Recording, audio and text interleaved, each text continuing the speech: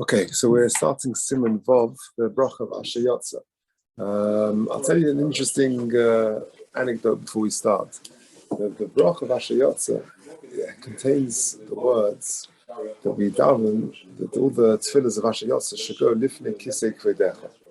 There's one other time in our tefillahs that we say the Bracha, we say these words, lifnei kisei kvedecha. What is it? It's Rosh Hashanah. The only other time we say Lifnei Kisei Kvedecha is by Tkiyah Shofar. We daven that the truas, the Tkiyahs should go up on high, Lifnei Kisei Kvedecha. So Matisyahu Salomon says an interesting thing. The two times we say Lifnei Kisei Kvedecha, one is Rosh Hashanah, one of the high points of the year, and the other time is, after we go to the bathroom, more physical, mundane, base type of activity. And the message is that Halacha, the Yiddishkeit, is 24/7, 365 days a year. And it takes you from A to Z, it takes you from the lowliest points to the highest points. That Halacha encompasses everything. So we'll spend a few days learning Halachas of Yotzar, but it's beautiful Halacha, it's beautiful Halachas and beautiful opportunity to give thanks to the Bracha for good health and for the normal functioning of the body. And it shouldn't be considered as something which is lowly and inappropriate. On the contrary, like Ramasio says, it's something which covers from the lowliest to the highest points of our lives. It says the Mechaber, Sif Aleph, when a person leaves the bathroom, he says the Bracha of Yotzar, because the creation of the human being is with tremendous chachma. Some explain the nusach of the bracha. The guf is like a big sort of flask, mole ruach, which is full of air. Mole nekavim, but at the same time, it's got lots of orifices, lots of holes. Because of the kam b'samach, as we're going to say. What's the chachma? Asher yotzar es adam b'chachma, with wisdom. Shehiskin mezenes shel adam rishon v'achach borei. First of all, HaKadosh Baruch Hu created the wherewithal for Adam Rishon to live, the plants, the trees, the animals, and then afterwards he created them. He created lots of holes and lots of orifices. Pirish nekavim rabbi, many openings, many holes. Could go in pear, v'chaitem, or pitabas. For example, the mouth, the nose, and the pitabas.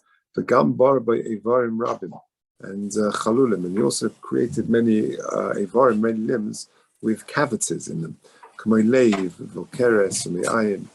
parts of the body, the heart, the stomach, the intestines. If one of those would be blocked, for example, the nekev, you've got one of the openings, which is the mouth.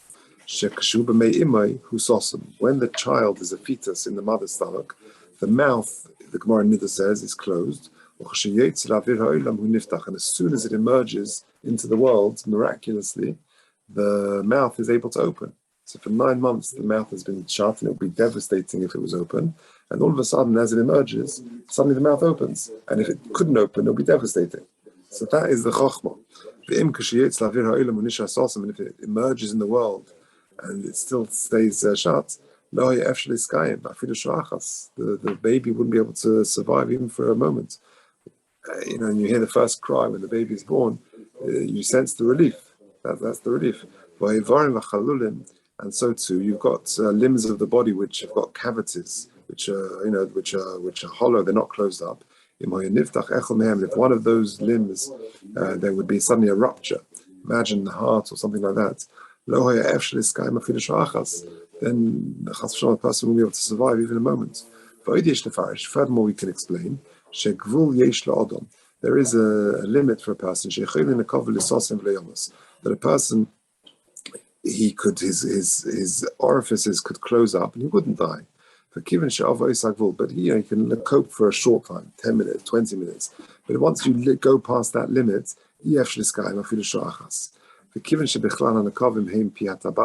since parts of the orifices that we're referring to are the pihatabas, where gedolim emerge, the rectum or pia amo, where a person urinates, and as part of that, it refers to the stomach and intestines. We make this chazal, coin this bracha as a praise to HaKadosh Baruch Hu of making all the needs that we need. And furthermore, if a person needs it goes over, it goes beyond that, and it's more than is needed, that if a person goes beyond that boundary, he will die. That's included in the phrase that if he opens one of them. But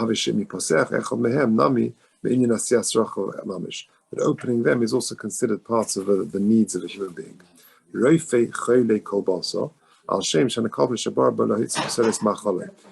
body, you've got these limbs which are going to enable the food to be expelled. Because if the food, after the good parts are digested, but the bad parts are going to just linger in the body, that yomus is very dangerous. And therefore, it's also hirafua, expelling the unwanted parts of the food is actually a refuah for a person. Finally, mafli lasos. What is that final phrase? Mafli lasos. What is the wondrous things? That a person is like a sort of a balloon made up of wind. If you put a little hole into the balloon, then all the wind flies away. But a person is made up of nekavim, and yet the neshama, which is like air, doesn't just emerge. Harizepele, what a wonder! That the body is so wise that it takes the good nutrients from what we eat and it can dispel that which we don't eat. Says the Ramah, the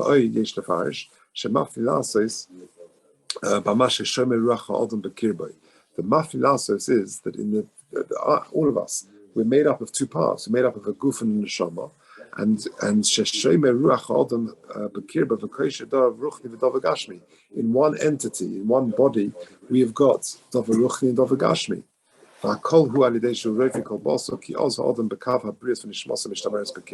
There's a tremendously fine balance where we've got the combination of the guf and the neshama, and that's the chokhmah, that's the mafli lasos. We'll do halacha base tomorrow. But let me just read you one email that is a famous thing. Everyone talks about this email. That when we talk about Yotzar, I always do it in school. It's an article by someone called Kenneth Prager, who's a doctor in America. Listen to what he says. It'll take 2-3 minutes, but it's kedai. When I was an elementary school student in Yeshiva, a Jewish parochial school, is writing to the broader public, both religious and secular studies, my classmates and I used to find amusing a sign that was posted just outside the bathroom. It was an ancient Jewish blessing, commonly referred to as the Yotzar benediction, that was supposed to be recited after one relieved oneself. For grade school children, there could be nothing more strange or ridiculous than to link acts of micturition or defecation with holy words that mention God's name. Blessings were reserved for prayers, for holy days, or for thanking God for food or some other act of deliverance, but surely not for a bodily function that evoked smirks and giggles. It took me several decades to realize the wisdom that was behind the blessing that was composed by Abaye, a 4th century Babylonian rabbi. It's come on brachas. Abaye's blessing is contained in the Talmud, etc., etc. Okay, where there's an entire the Jewish religion is chock full of blessings, brachas as they're called in Hebrew. In fact, an entire tractate of Talmud, 128 pages in length, it's 64, it's double pages, is devoted to brachas. Daf Samach Omid Beis, on brachas, Daf Samach Omid Beis, the ancient text is written, and he quotes the whole bracha.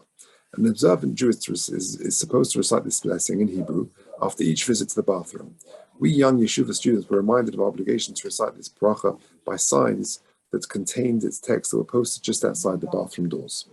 It's one thing, however, to post these signs, and it's quite another to realistically expect pre-adolescents to have the maturity to realize the wisdom of a need for reciting a 1600-year-old blessing related to bodily functions. It was not until my second year of medical school that I first began to understand the appropriateness of this short prayer. Pathophysiology brought home to me the terrible consequences of even minor aberrations in the structure and function of the human body. At the very least, I began to no longer take for granted the normalcy of my trips to the bathroom. Instead, I started to realize how many things had to operate just right for these minor interruptions of my daily routine to run smoothly. I thought of Abaye and his blessing. I recalled my days at yeshiva and remembered how that city sign outside the bathroom seemed, how silly it seemed. But after seeing patients whose lives revolved around their dialysis machines and others with colostomies and urinary catheters, I realized how wise the rabbi had been. And then it happened. I began to recite Abaya's Bracha. At first, I had to go back to my Siddur, the Jewish prayer book, to get the text right. But with repetition, there are plenty of opportunities for a novice to get to know this blessing well. I could recite it fluently and with sincerity and understanding. Over the years, the Yotzar has become for me an opportunity to offer thanks, not just for the proper function of my excretory organs, but for my overall good health. The text, after all, refers to catastrophic consequences of the rupture or obstruction of any bodily structure, not only those of urinary or gastrointestinal tract. Could Abaya, for example, have foreseen that blockage of the cavity or lumen or the coronary artery would lead to the commonest cause of death in industrialized countries 16 centuries later, their heart attacks? I have often wondered if other people also yearn for some way to express gratitude for their good health. Physicians especially are exposed to the daily ravages that illness can wreak, must sometimes feel the need to express thanks for being well and well-being. Perhaps a generic, There was one unforgettable patient whose story reinforced the truth and beauty of the Yotzar Bracha for me forever. Josh was a 20-year-old student who sustained an unstable fracture of the third and fourth cervical vertebrae in a motor vehicle crash. He nearly died from his injury and required emergency intubation and ventilatory support. He was initially totally quadriplegic, but for weak flexion of his right biceps. A long and difficult period of stabilization and rehabilitation followed.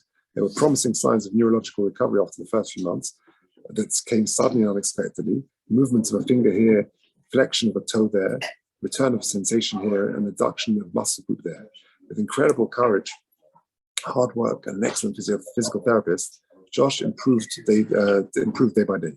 In time, and after what seemed like a miracle, he was able to walk slowly with a leg brace and a cane. But Josh continued to require intermittent catheterization. I only know too well the problems and perils that the young man would face the rest of his life because of a neurogenic bladder. Urologists were very pessimistic about his chances for not requiring catheterization. They had not seen this occur after a spinal injury of this severity. Then the impossible happened. I was there the day Josh no longer required a urinary catheter. I thought of Abaya's Yotzar prayer. Pointing out that I could not imagine a more meaningful scenario for its recitation, I suggested to Josh, who was also a yeshiva graduate, that he say the prayer. He agreed. As he recited the ancient bracha, tears welled in my eyes, because Josh is my son.